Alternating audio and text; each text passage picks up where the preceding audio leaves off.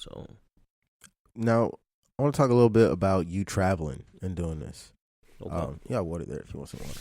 Thank But what made you start? What took you from okay, cool. You had this step where your mentor took you to the homeless shelters, is where you learn how to cut hair.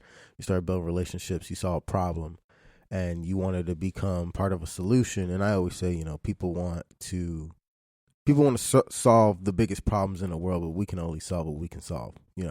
So you got these skills of cutting hair. That's how you want to help. What made you decide to do it around the United States rather than just stay here in Philly? So I think it's because homelessness exists everywhere, Yeah. So at first, I was doing it in Philadelphia, and then I noticed, as a kid, I never had the opportunity to travel outside of Philadelphia, because of all of the trouble that I stood in. So when I had the opportunity to, travel, I just took advantage of it. I never traveled. I never gotten on an airplane until I started everything with Empower and Cuts. Never. So now I probably been to 20 different states now, a lot of inner cities. So it's just, And what's the process like? Is it you just pick up and go, or you pick a state? You're like, hey, I want to go here, so I'm gonna go. And how do you set up there? How do you set up to the point where people are actually gonna come to you and So now the good thing about nowadays is that everything is wireless. So all of my equipment is super expensive, but it's all wireless equipment. So majority of the time is me picking places that I want to go, unless I'll probably just drop something on my Insta story and just ask everybody hey, where do y'all think is the next place I should go, depending on the homeless population, and I'll just go visit that state. And so it's a lot that's poured into it, because the majority of the time when I go visit these states, I'm literally booked up from the time that I land to the day that I leave, because I reach out to so many people. I'm networking with different photographers, videographers that live in whatever state I'm visiting. I'm networking with the radio stations. I'm networking with the I'm networking with the newspapers and stuff like that, just so I could let these individuals know hey, listen, I'm coming to your state and I'm providing these free haircuts for the homeless. If you're interested in a story, come pick it up, So I like that you do that, because a lot of times, I've said this countless of times, especially on this podcast, with the algorithms on Facebook, Instagram, just the way everything's set up with social media, everything is drama based. Yes. It's got to be negative, because that's what attracts so many people. Mm-hmm. But so with this podcast, it's a positive podcast trying to share some light on some positive individuals or groups. It doesn't get as much attraction as a regular, drama nonsense podcast would. So I like that you go out and reach out to those people to let them know, yo, you want a story? This is a good news story, because I think that's something we're really lacking in. Yeah, no, for sure. Especially in the news. Yeah, no, for sure. I agree. But so you did you get your 501c in 2017 when you started it, or? No, so we actually, back in February, we got a humanitarian reward from a local nonprofit organization called Teach One, Feed One. They paid for our nonprofit status, which we probably we submitted all the paperwork probably 2 months ago. So we're officially a nonprofit organization, but we're waiting for the approval for the 501c3. Okay. Because that's two different applications. Yeah. So yeah, we're still waiting for that. And is this what you wanted it to be? Just kind of walk us through. I know we've been going back and forth, but walk us through a little bit of how that transition went from I know I can provide haircuts for the homeless. Yeah. What can I do on a bigger scale, and what does it look like as far as funding and all those things? Right. So the thing here is that before we became a nonprofit organization, there was a lot of businesses that used to reach out to us and used to be like, hey, do you have your 501c3 status? Because we want to donate.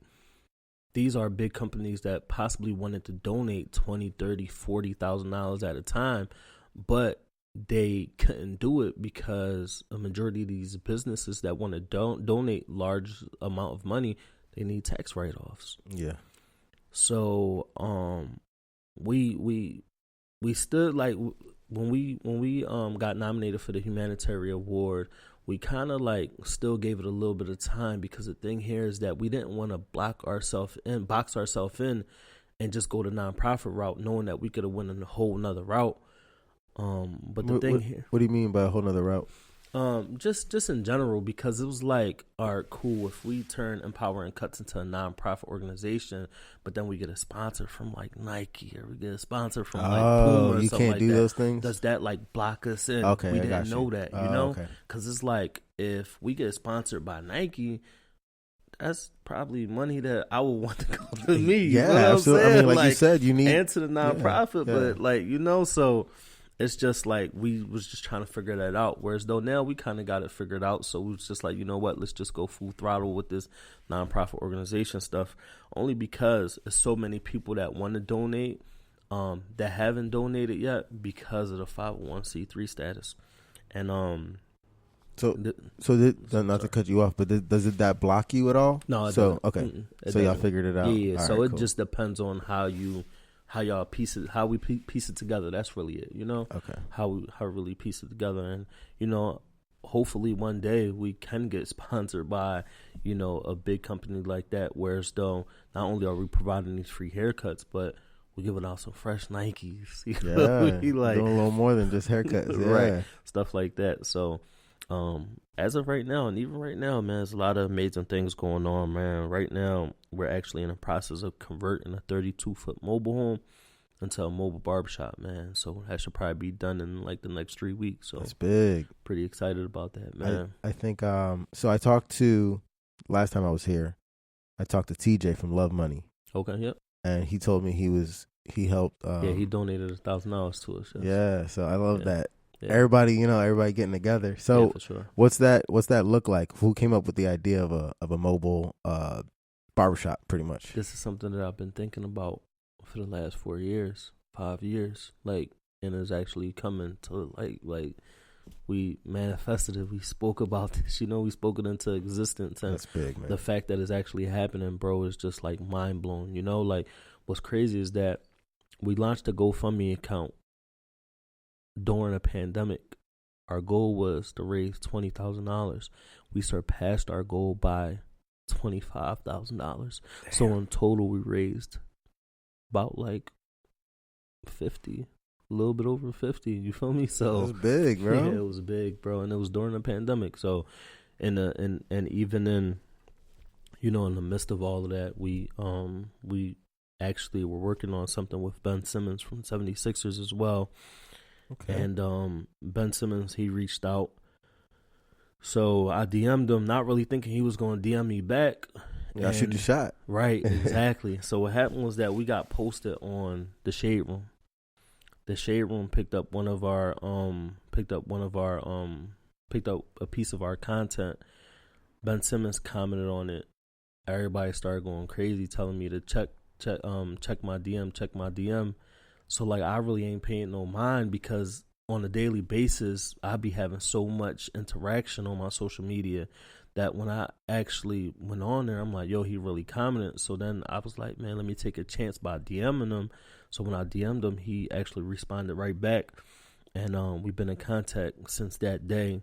And explain to the listeners real quick what the Shade Room is. Just, I know a lot of people won't know. Right. So the Shade Room is basically a social media account on Instagram and Facebook as well that have over 20, 30 million followers, and they just post a lot of a lot of content, daily content about celebrities, things that's going around around the world. So it's just basically like a big news media type of platform on social media for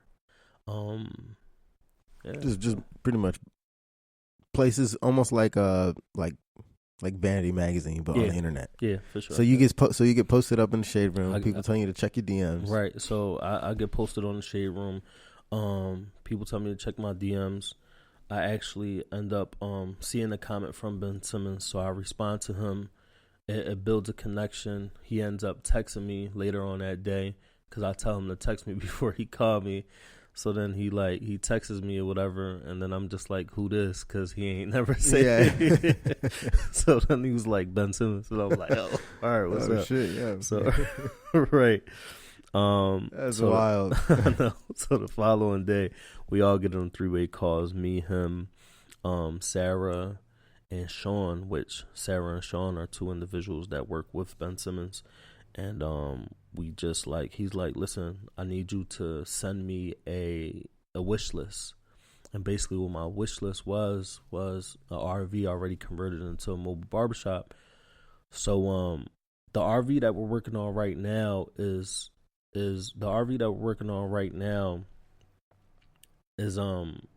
from the money that actually came from the GoFundMe account. We actually paid $30,000 to get this one renovated. So is it like a Sprinter van? Nah, it's actually like a RV. Oh, so like a big big RV. Yeah. Damn, okay, cool. We're gonna put two barber chairs in there, European shampoo bowl in there as well, a little bar, coffee, and all that good stuff. There you go. Yeah, TV, a little lounge area. You feel me? So it's gonna be lit. We got a bathroom getting installed in there, all that good stuff. So it's gonna be lit.